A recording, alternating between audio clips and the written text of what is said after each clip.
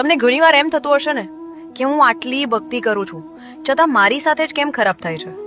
પણ યાદ રાખજો, મારો નાથ જ્યારે તમને અંદરથી વજ્ર જેવા મજબૂત બનાવવા માંગતો હોય ને ત્યારે એ કંઈ આપતો નથી.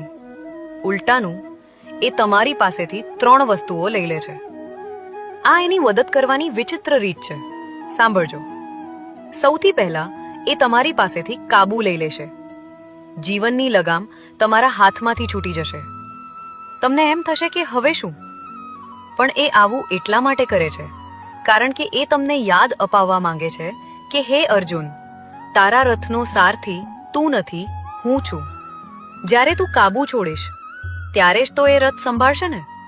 બીજું, એ તમારો ટેકો છીનવી લેશે.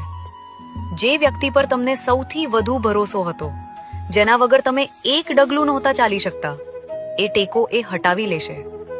તમને નિરાધાર કરી દેશે. કેમ? કારણ કે જ્યાં સુધી તમારું વજન કોઈ માણસ પર છે ત્યાં સુધી તમે તમારી ખુદની તાકાત નહીં ઓળખી શકો.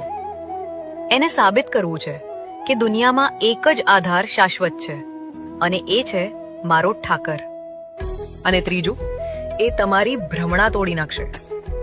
હું કંઈક છું, લોકો મને બહુ પ્રેમ કરે છે, મારું મોટું સ્ટેટસ છે, આ બધા કાચના મહેલ એ એક ઝાટકે તોડી પાડશે. એ તમારા અહંકારનો ભૂક્કો કરી નાખશે જેથી તમે નગ્ન સત્ય જોઈ શકો. ભ્રમ તૂટે તો જ સત્ય દેખાય.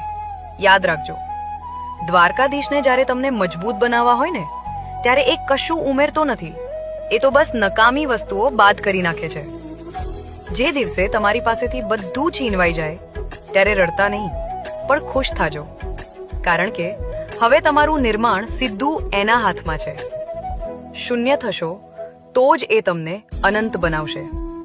જય દ્વારકાધીશ. રાધે રાધે.